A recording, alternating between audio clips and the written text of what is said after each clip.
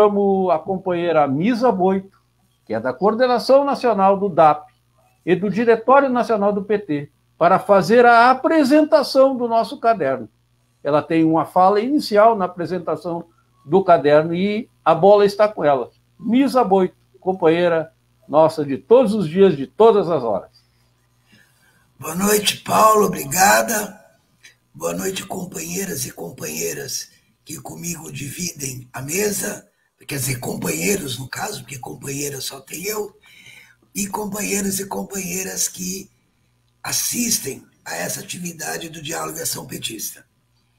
Hoje, ou amanhã, para ser mais precisa, completa 3 meses que uma plenária nacional do Diálogo e Ação Petista, que reuniu 700 militantes de todo o país, decidiu que, além de engajar e fortalecer a luta na rua, da onde o DAP nunca saiu, mesmo durante a pandemia, tomando todos os cuidados.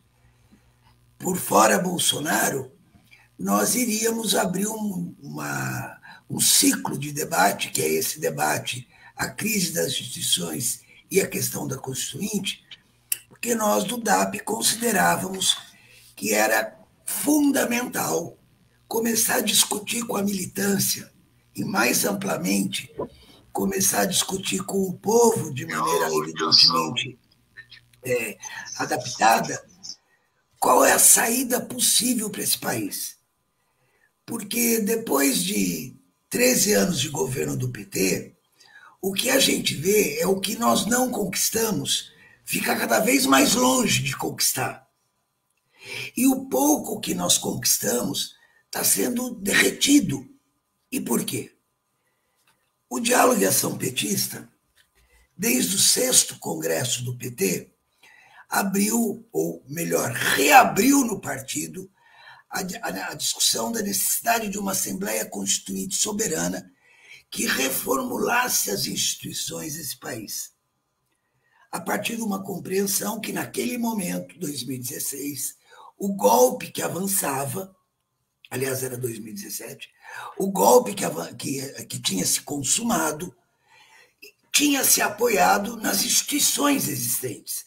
Não foi contra as instituições. Então, no 6º Congresso do PT, o DAP apresentou uma emenda. A emenda foi acatada, mas não saiu da intenção. No 7º Congresso, o Diálogo e Ação Petista voltou de novo, aí já com Bolsonaro eleito, dizendo que temos que botar o partido na luta pelo fim do governo Bolsonaro e na nossa campanha eleitoral a questão da Constituinte. Foi aprovado. E ali não virou nem só a intenção, ali ela foi abandonada. E por que essa discussão é necessária, companheirada? Por quê? Nós do DAP, que como o Paulo falou, queremos agir como o PT agia e lutar, nós queremos fazer tudo isso para realmente conquistar aquilo que é a vocação para que o nosso partido surgiu, que é transformar a ordem social existente. E, por isso, transformar as instituições. E quem vai fazer isso? Um colégio de notáveis? Uma fundação de intelectuais? Não. Quem vai fazer isso é o povo. Essa discussão sobre a questão da Constituinte, inclusive, ela foi estampada na luta de classe no Brasil em 2013, quando daquelas mobilizações, a Dilma foi à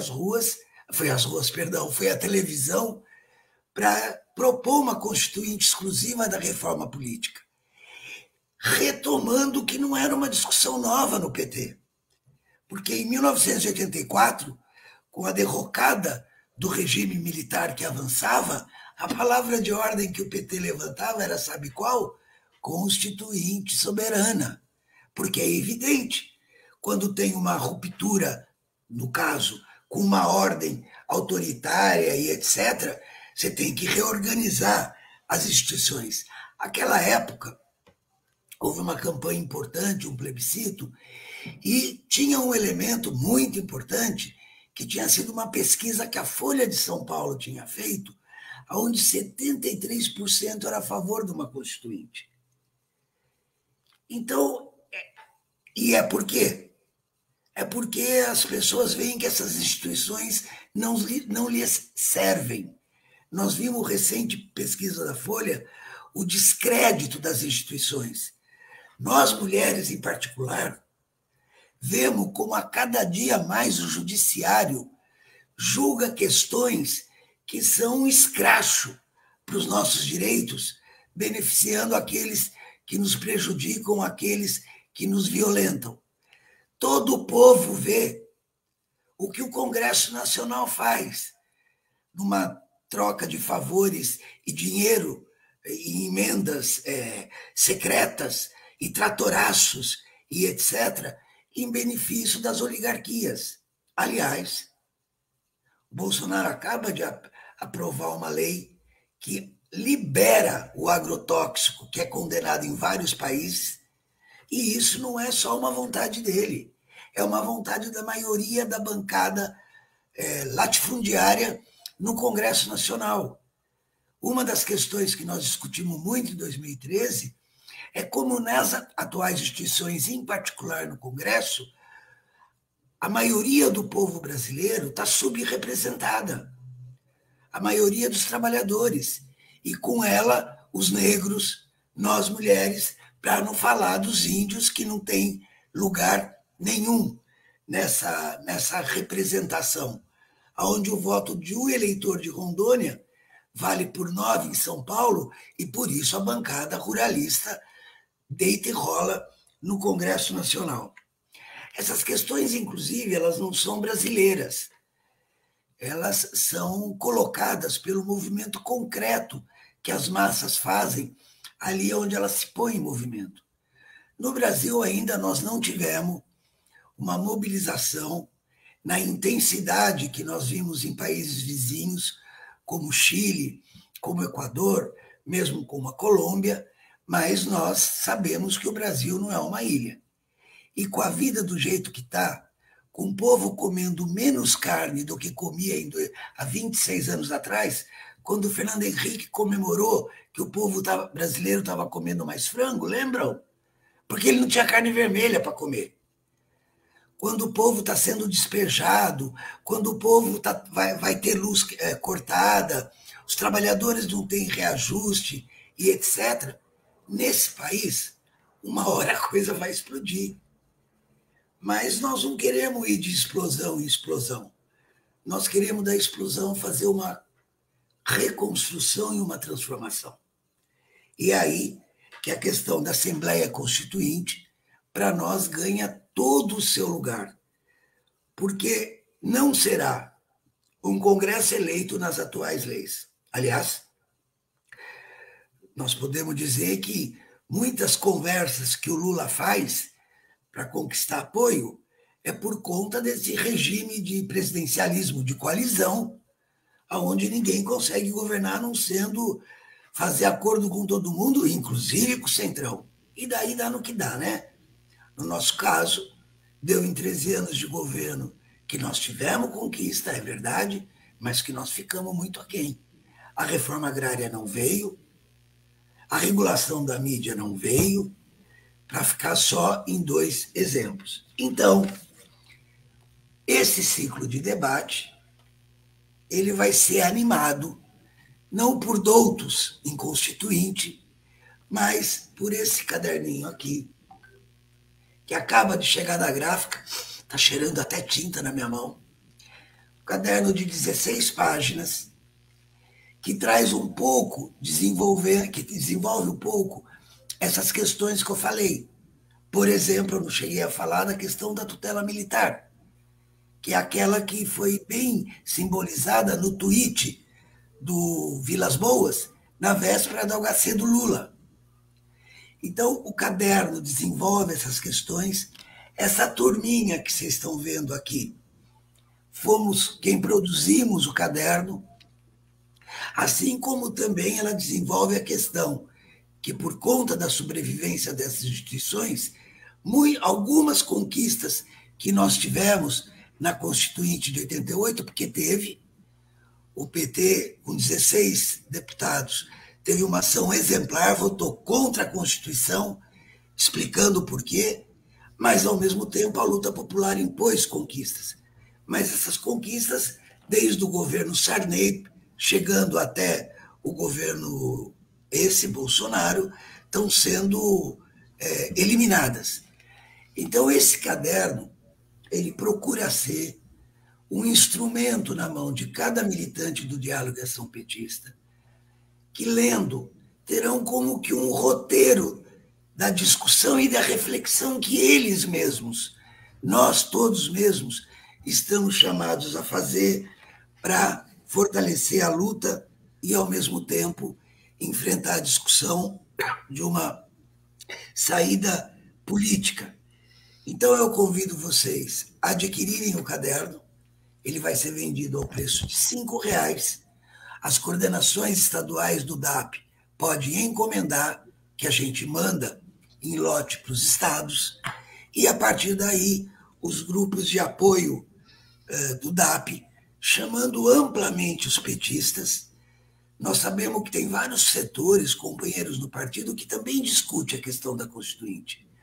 Talvez a marca diferencial do DAP é que a gente não abre mão, a gente dá a centralidade que isso tem, inclusive na luta por um governo do PT, com o Lula encabeçando, é evidente, para que a gente possa ter nesse país não mais um arremedo de pequenas conquistas, mas uma transformação de grandes conquistas que estão represadas há século, país onde o trabalho escravo continua agraçando, onde as questões as mais elementares da democracia continuam negadas e onde a fome continua voltando. Então, companheirada, adquira esse caderno, tá bonitinho, leiam, discutam e vamos à discussão e à luta, porque essa é a nossa marca. Agir como o PT agia, portanto, lutando. Obrigada, Paulo. Escrita. Tá bom, então. Tá bom, segue a ordem. Pela ordem, como diz. Eu que não sou feminista nem nada, vou dizer primeiro as mulheres, né? Tá certo. Vai lá. Não, veja, eu fiquei muito animada para dialogar quando eu li o chat com a Juliana. Não é Juliana, é Luana, perdão. A Luana, que como elegeu uma constituinte com esse congresso retrógrado, não sei o quê. Companheira Luana, nós do Diálogo e Ação Petista não temos o objetivo de ser originais.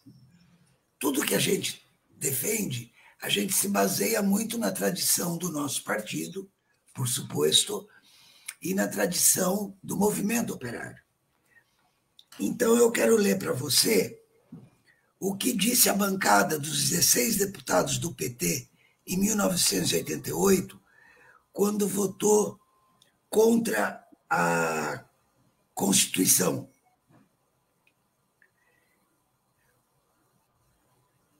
Um minuto.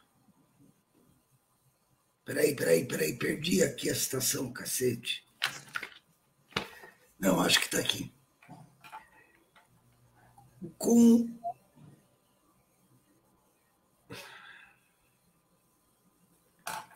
Das regras. Um segundo só, gente. Desconta aí do meu tempo, Paulo. É importante isso que eu queria ler. Então, o pedido para o caderno é misaboito1@hotmail.com. Tá bem? Faça o pedido por esse e-mail. Peça quantos cadernos for interessante para o seu estado, porque nós vamos enviar por Sedex a cobrar e o pagamento será pelo Pix, né, que eu já falei aqui, 051-986-53-2007, é o Pix. Tá? É um modo fácil de falar. Vai, Misa. Bom, eu não estou achando a primeira citação que eu queria fazer do Boletim Nacional do PT. Achei! Do Boletim Nacional do PT de outubro de 88, quando a bancada do PT disse que votou contra o esquema de representação reconhecido na nova Constituição, que consagra um sistema eleitoral distorcido e injusto. O voto dos territórios e Estado com menos eleitores vale mais do que os estados populosos, com maior densidade eleitoral e no qual os trabalhadores estão organizados.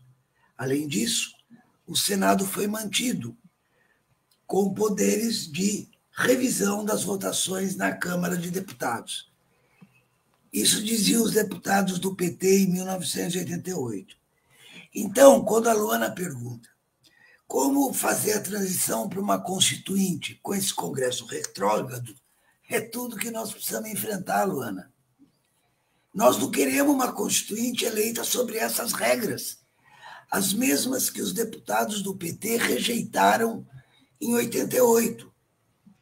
Os mesmos deputados que em 88 disseram, nesse mesmo boletim, o Paulo falou do discurso do Lula, que está publicado no caderno, que disseram que, com o nosso voto, não, que foi no caso, negamos o governo Sarney, a tutela militar e a ordem conservadora que a nova carta consagra, quando analisada globalmente, e isso orienta o nosso voto não. A nova Constituição revela seu caráter conservador, elitista, mesmo para um regime capitalista como o brasileiro. Quem falou que não se fala em socialismo, o PT aqui até reconhecia os limites. A nova Constituição negou a reforma agrária, negou a estabilidade no emprego, negou a liberdade sindical, não redistribuiu a riqueza produzida nacionalmente, eleva a propriedade privada a direito fundamental da pessoa humana e mantém intocada a tutela militar. O PT não poderia aprovar uma Constituição que reconhece às Forças Armadas o poder de intervirem na vida política para garantir a lei e a ordem. Isso aqui assinaram 16 deputados do PT, além dos que já foram lembrados. Quero lembrar da companheira Benedita da Silva, companheiro Florestan Fernandes, e posso estar esquecendo alguns outros. Eu li isso para fazer um gancho.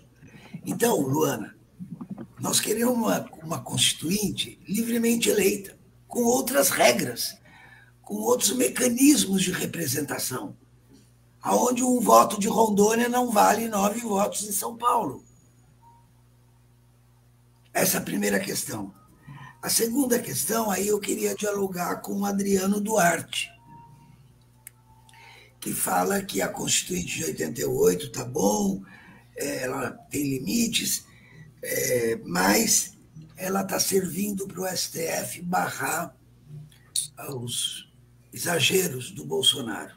Meu querido Adriano, vamos refletir juntos. O que predomina? O que predomina? No STF, que bancou o impeachment da Dilma sem crime. Um STF que negou o habeas corpus e permitiu a prisão do Lula em abril de 18. E um STF que até hoje, gente, por mais que faça rusgas, convive com um criminoso no Planalto. Então, o que predomina? A nossa Constituição está garantindo os nossos direitos? Ou a nossa Constituição atual, com todas as deformações que o Salomão e o Leg também tocou aqui, com todas as deformações, está permitindo a sobrevida de um sistema que esmaga o povo? Eu acho que a gente tem que refletir sobre isso, porque eu vi, quando foi convocado 2 de outubro, no Rio de Janeiro, uma convocatória que me deixou perplexa. A convocatória era verde e amarela, das frentes, né? Não era dos bolsonaristas, não, era das frentes. verde e amarela, e saiamos às ruas para comemorar a Constituinte Cidadã, que faz 33 anos.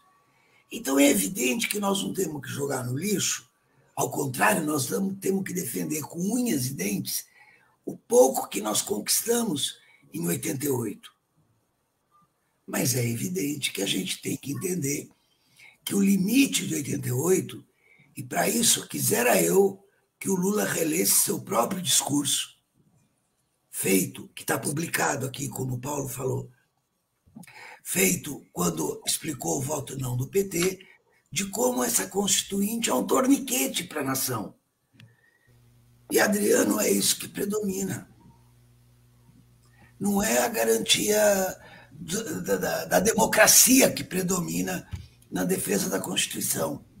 Então, eu queria te chamar a refletir sobre isso, a ler o caderno. Eu acho que a leitura do caderno vai te ajudar ou a concordar comigo ou a discordar com mais fundamento, e é para isso o caderno. O caderno não é uma bíblia, é uma instigação à reflexão e ao debate. Então, reflita um pouco sobre isso. O que predomina nesse país hoje? É a garantia da defesa da democracia. O Bolsonaro está aí, 3 anos de governo. Todos os crimes que a CPI está revelando, e um pouco mais que a gente não sabia, a maioria a gente sabe, ou sabia. E ele continua governando. Depois da carta psicografada pelo Temer, houve um apaziguamento. E as instituições estão se apaziguando, enquanto o povo está indo para o lamaçal. Então, com isso eu termino, as questões de fundo, por isso que eu falei que o diálogo Ação Petista não quer ser original. Nós estamos aqui reivindicando a tradição do nosso próprio partido. Essa bandeirinha aqui na capa, ó. Para ser soberana, a Constituinte deve decidir direito de greve, ruptura com a FMI, reforma agrária, salários dignos, direta já, Partido dos Trabalhadores. Então, nós estamos reivindicando a nossa própria tradição. E esses problemas que eram de fundo, hoje são de profundo, se agravam. E daí a necessidade da gente entender que a atual Constituição e as atuais instituições não nos servem. E termino dizendo para o... Esqueci quem que colocou, como que faz para falar com o povo que está meio letárgico. Eu não sei se o povo está letárgico. O povo está passando fome. O povo está sofrendo. Não sei se está letárgico. Para dialogar com o povo, nós precisamos discutir as necessidades que o povo tem. E lógico que nós não vamos bater na porta de casa em casa para discutir a Constituinte. Assim. Nós devemos bater de feira em feira, de porta em porta de fábrica, de porta em porta de escola, de praça em praça, para dizer que, para mudar esse país, nós precisamos remover todos os entulhos. E um dos entulhos é a Constituição de 88. Obrigada, Paula. Não sei quanto tempo falei. Tem uma última pergunta que a gente vai encaminhar para a Misa, para a gente depois encaminhar o encerramento. Diz assim, ó, o que a mesa pensa sobre o identitarismo? Aí a pessoa que faz a pergunta diz assim, eu penso que identitarismo tem que ser com luta de classe, ou cai na armadilha de dividir a esquerda. Misa Boito, alguns minutos para a tua resposta. O que a mesa pensa, não sei. Eu posso dizer o que a Misa pensa. Tá bom. Até porque eu acho que essa é uma discussão importante. Não sei o nome do companheiro ou da companheira que fez, e que acho que o DAP deveria aprofundar. Ponto de partida é o seguinte, estou falando a minha opinião. Todos os setores oprimidos da população merecem o nosso combate, a nossa solidariedade contra a opressão. Mas é verdade que tem um problema que está crescendo, e no nosso partido, gente, cresce muito, que é confundir a luta contra a opressão as opressões que se impõem no capitalismo com o que é a questão fundamental. Vou dar um exemplo. A população LGBTQ+. É evidente que a gente tem que defender. É evidente que a gente tem que ser contra a homofobia. É evidente que a gente tem que ser contra toda a violência e defender os direitos. Mas nem todas as opressões elas se inserem iguais no sistema capitalista. No nosso caso, do Brasil, em geral, antes do nosso caso no Brasil, em geral, no caso da mulher, a opressão da mulher ela é inerente ao sistema capitalista e não só. É inerente ao sistema da dominação de classe antes do capitalismo. No caso do negro, a inserção do negro como subalterno, oprimido, tem a ver com a expansão do capitalismo e a exploração do trabalho escravo na África. Isso não é igual à questão LGBT. E com isso eu quero enfatizar, eu não estou minimizando a luta contra nenhuma forma de opressão. Mas, se eu bem entendi a pergunta, porque eu não li, eu só ouvi o Paulo lendo, eu estou de acordo que quando a gente desloca para uma questão de identidade, a gente desfoca do que é o central. E aqui, como eu disse, eu não quero ser original, nem na questão do PT, nem na questão do movimento operário, da tradição do movimento operário. Como dizia a Rosa de Luxemburgo, que ninguém pode acusar de não ter defendido o direito das mulheres, a contradição fundamental é capital e trabalho. E se a gente perder o foco disso, e entendi que é um pouco a preocupação de quem fez a pergunta, nós estamos dispersando, estamos dividindo e não vamos chegar a lugar nenhum, porque é cada feudo de acordo com os seus interesses e o capitalismo de acordo com a sua exploração.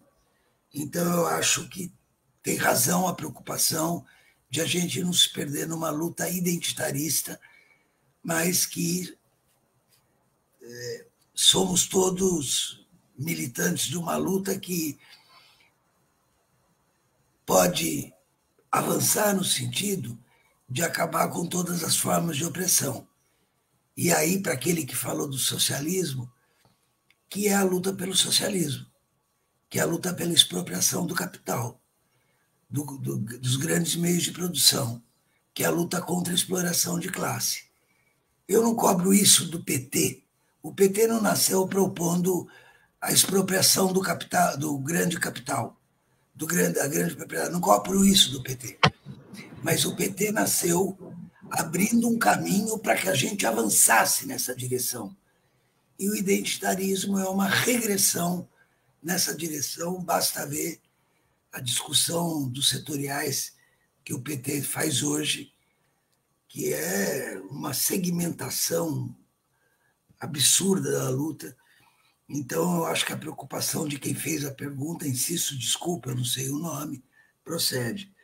E já que você deu para encerrar, Paulo, eu peço licença para mostrar aqui para vocês o índice do caderno. Uma apresentação feita por esta representante de metade da humanidade, que é a Misa Boito, que são as mulheres.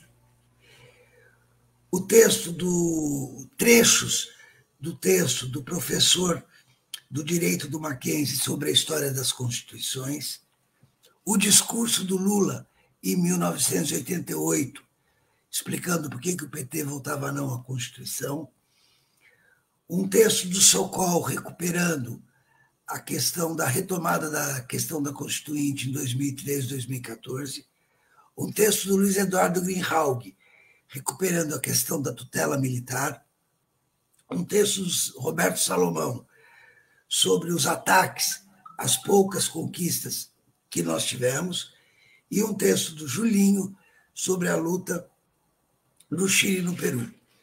Eu me sinto obrigado a terminar com isso para fazer de novo um chamado a vocês para adquirirem o caderno. Olha, gente, eu vou falar para vocês, eu estou orgulhosa. Eu estou orgulhosa do DAP poder estar fornecendo aos militantes do PT esse instrumento para se armar para as lutas atuais e vindouras. Obrigada, Paulo.